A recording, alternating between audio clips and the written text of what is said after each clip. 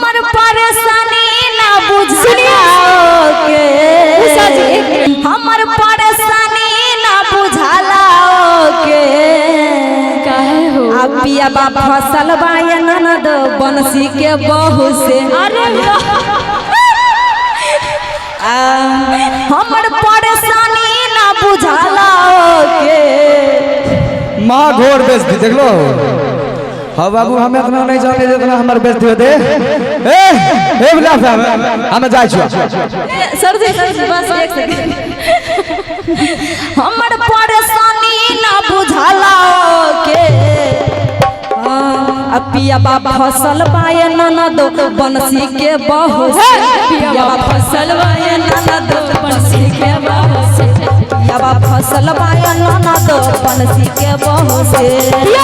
छोड़ देता हमारे सामन माटे के, छोड़ देता हमारे सामन माटे के। पिया बाबा फसल बाय ननद बंसी के बहू से। पिया बाबा फसल बाय ननद बंसी के बहू से।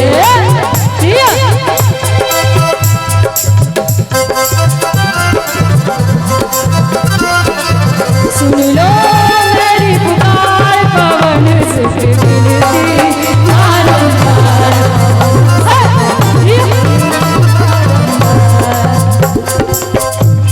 हारो सिगार करो। ये तो कह दिल के बंसी के मोगे फलना अभी के जे सुनी लो मेरे पुकार पवन से विनती। तो ये बहुत अच्छा लगा। एक सेकंड और, एक सेकंड। उषा जी बहुत अच्छा लगा, गाइए। और ये दोस्त आप एंटरटेन के तौर पर लीजिएगा, इसको मजाक ये मजाक के तौर पर लीजिएगा।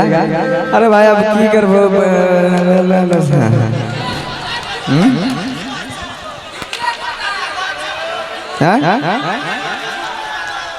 तोर की कहो कहल की चाह सब बोला। आओ तेज छै कि एकरा में सर्विसिंग करबो। हैं तो तेज रहते ना भाई, बिना सर्विसिंग गजब से सर्विसिंग। हां ठीक है चलिए गाइए आइए लीजिए। हमर बनावल खाना ओके नहीं भावेला। हमर बनावल खाना ओके नहीं भावेला। संझिया सवेरे मुआना ओकरे पीछे भागेला। संझिया के बेरे मुआ हमसे भुलावेला। हमर बनावल खाना ओके नहीं भावेला। हमर बनावल खाना ओके नहीं भावेला। संझिया सवेरे मुआना ओकरे पीछे भागेला। संझिया सवेरे मुआ ओकरे थोड़ा स्टॉप कीजिए। ओकरे चूल्हा माता जलबना झोके। अरे वाह अरे ओकरे चूल्हा माता जलबना झोके। हाँ पिया बा फसल बाय ननद बंसी के बहू से। पिया बा फसल बाय ननद बंसी के बहू से। पिया फसल बाय ननद बंसी के बहू से।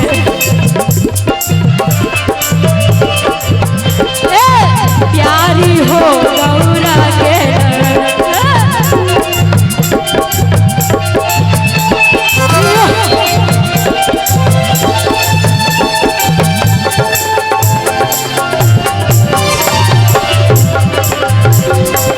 प्यारी हो तनी देखे ना हमके।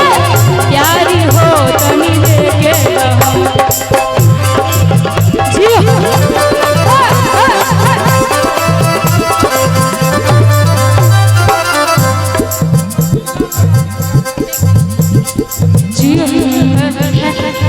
हमर पिया अपने रहे अपना मन के। हमर पिया अपने रहे अपना मन के। कहियो न गरम हमरा कइले बदन के। कहियो न दर्द हमरा कइले बदन के। हमर बलम कोरिया रहे अपना मन के। कहियो न गरम कइले हमारा बदन के। कहियो न दर्द कइले हमारा बदन।